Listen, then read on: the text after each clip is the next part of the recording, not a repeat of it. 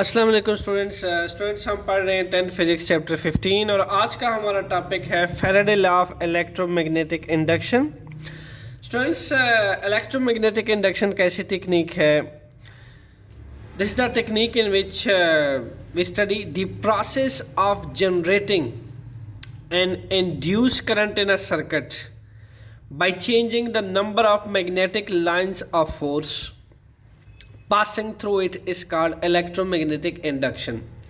Look at that, यहाँ पे लिखा हुआ है कि generating an induced current in a circuit.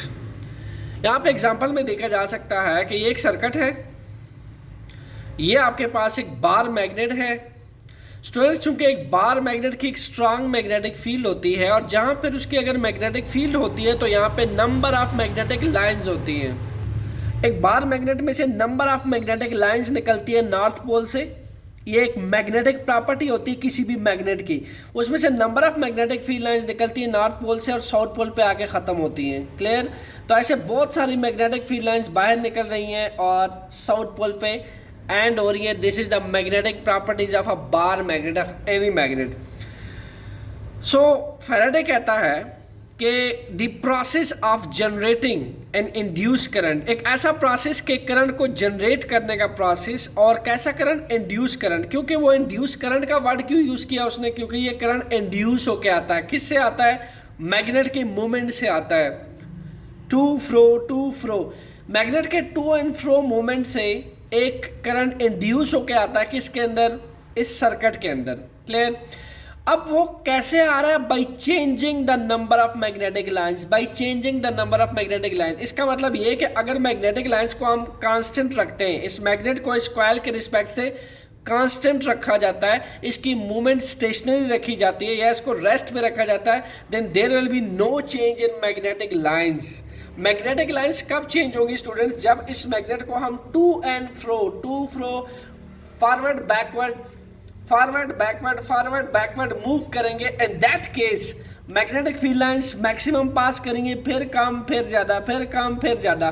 तो फैराडे कहता है कि अगर मैग्नेट को एक कॉइल के अक्रॉस, जिसको हमने गैल्वानोमीटर से कनेक्ट रखा है। अब गैल्वानोमीटर क्या है स्टूडेंट्स? यहाँ पे galvanometer as a type of device which is used to detect the passage of current through this coil.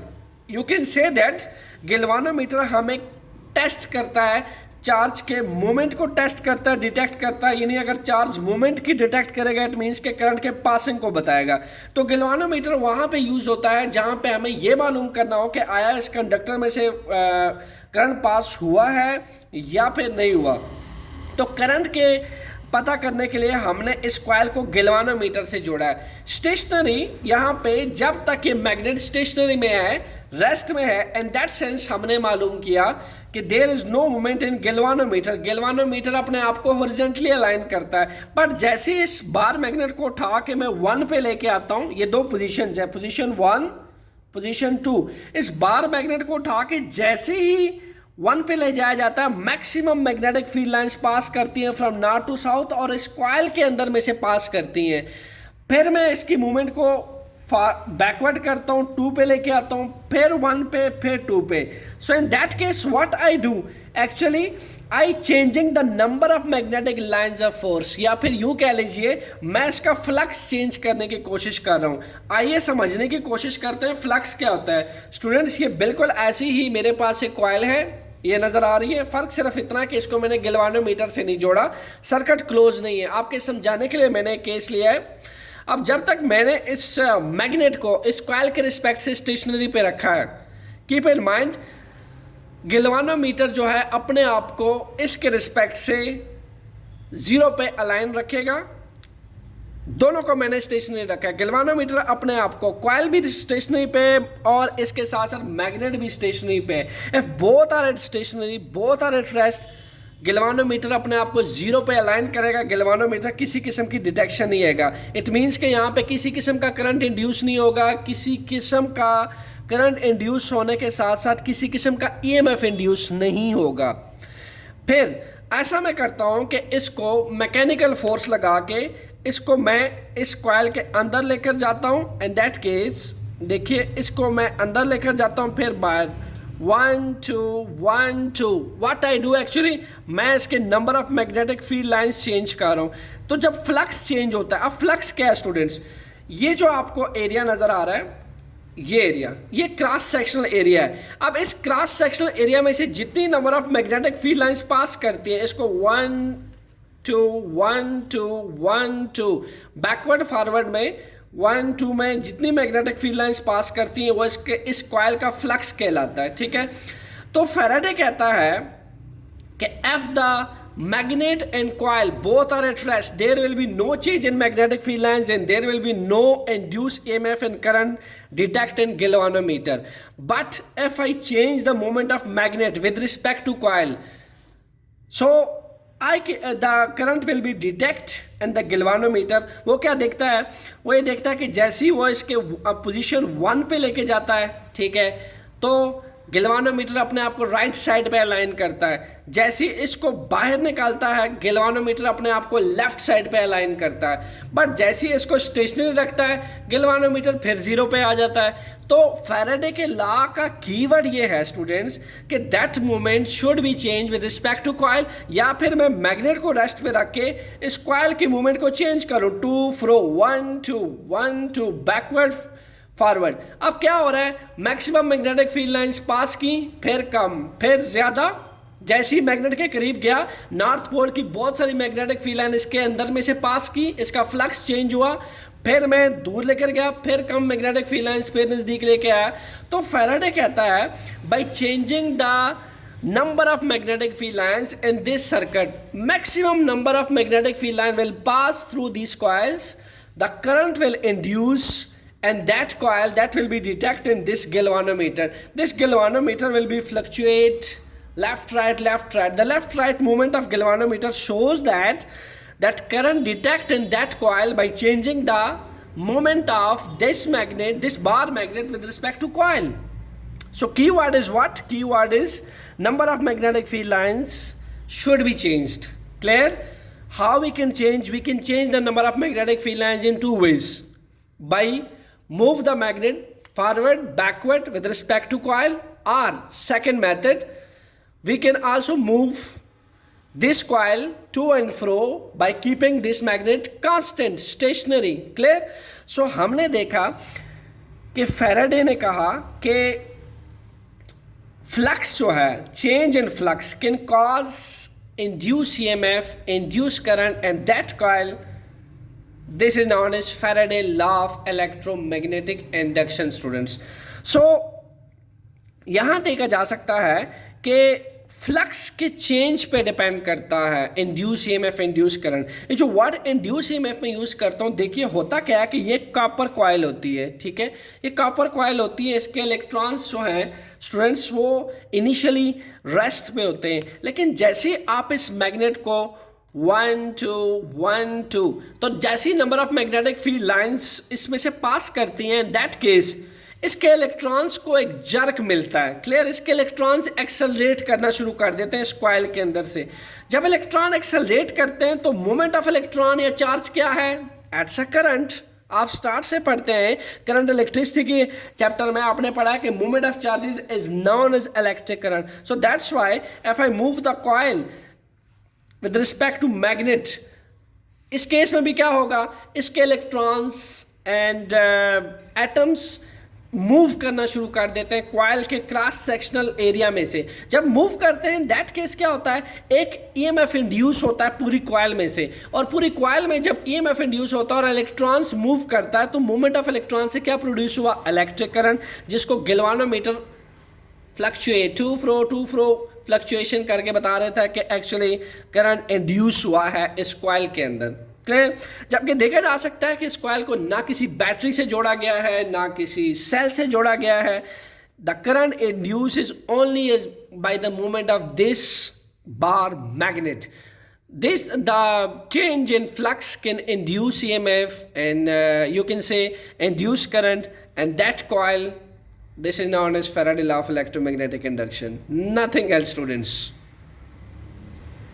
Students यहाँ पे एक एक्टिविटी दिखाई गई है, आइए Faraday law of electromagnetic induction को एक एक्टिविटी से समझते हैं। Look at that. ये है गैल्वानोमीटर, ओके, जो कि करंट के फ्लोज को डिटेक्ट करता है, करंट के फ्लोज को टेस्ट करने के लिए यूज़ किया जाता है। हमने इसके साथ गैल्वानोमीटर जोड़ा हुआ है।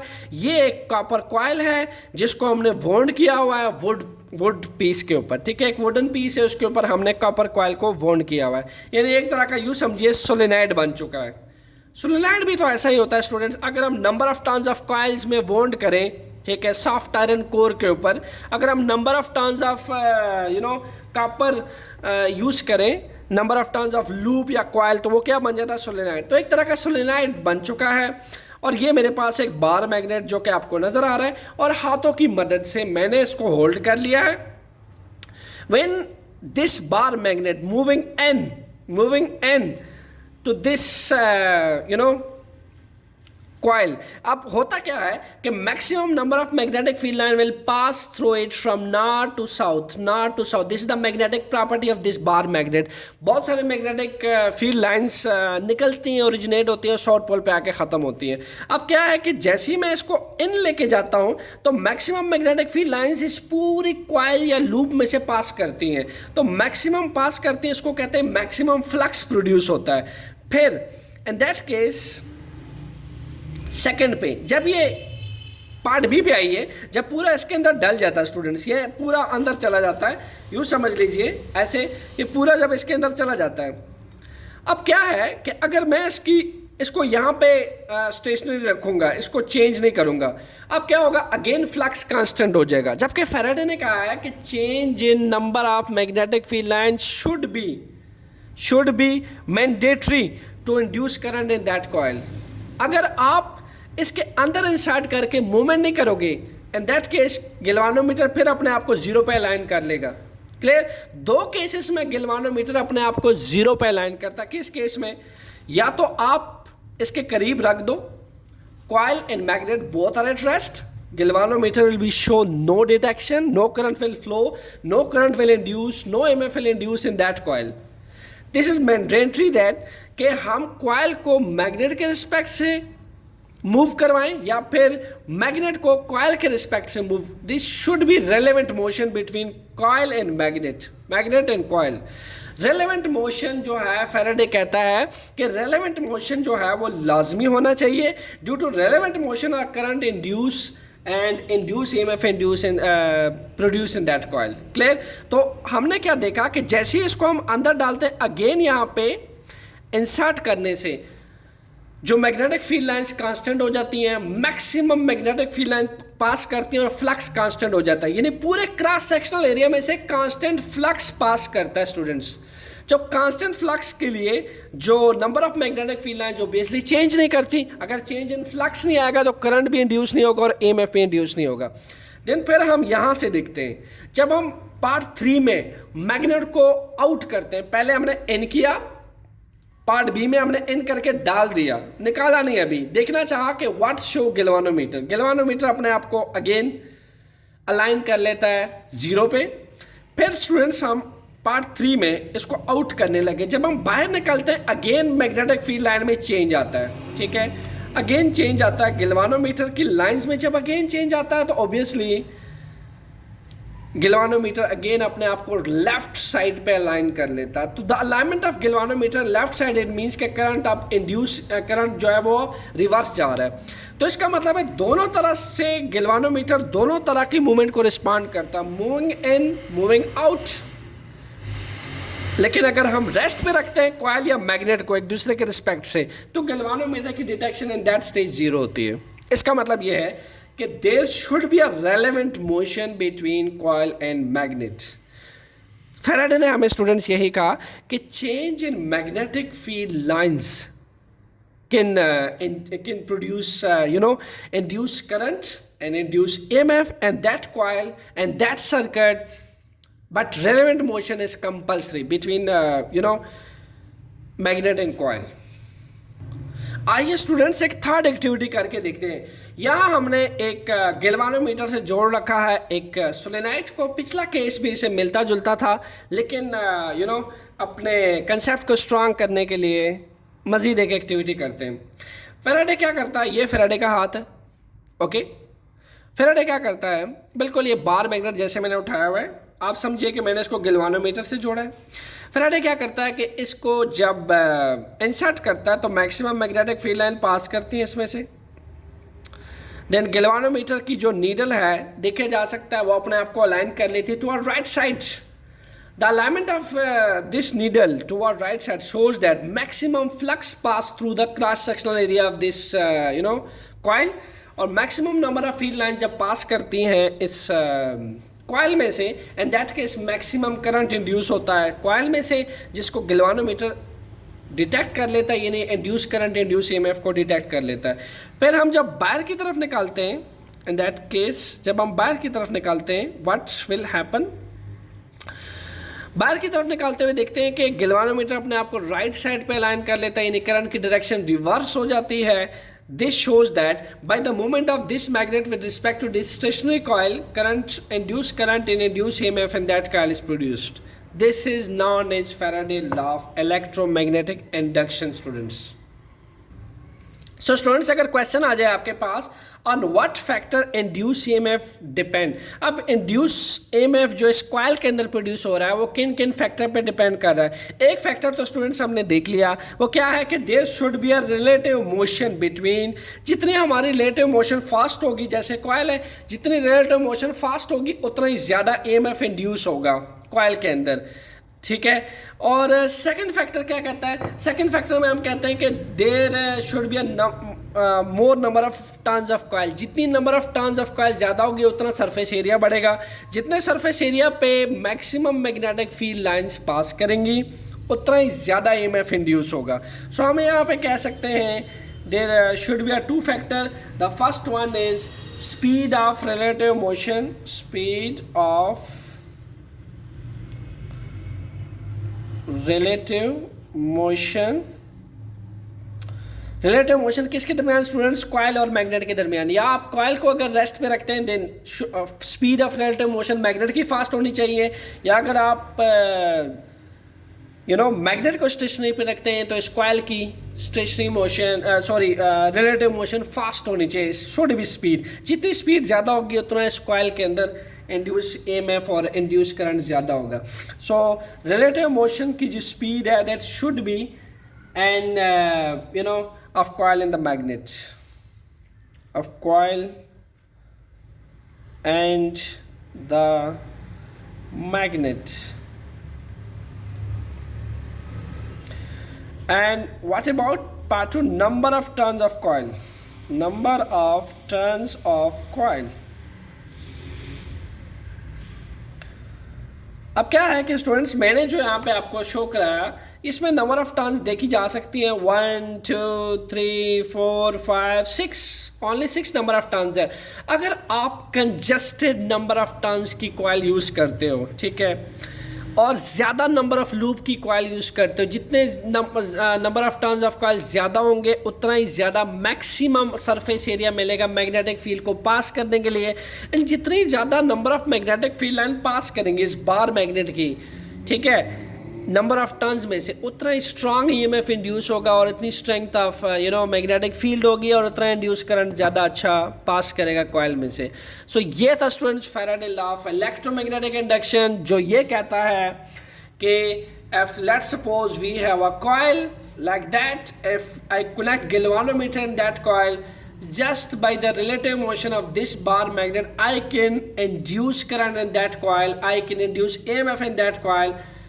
This is known as Faraday law of electromagnetic induction. Hopefully students you understand. Comment करके लाजमी बताइएगा कि आपको ये वीडियो कैसी लगी। And case of any question comment करके लाजमी कीजिएगा, आपको उसका कंप्लीट सेटिस्फिकेशन आंसर मिलेगा। थैंक्स।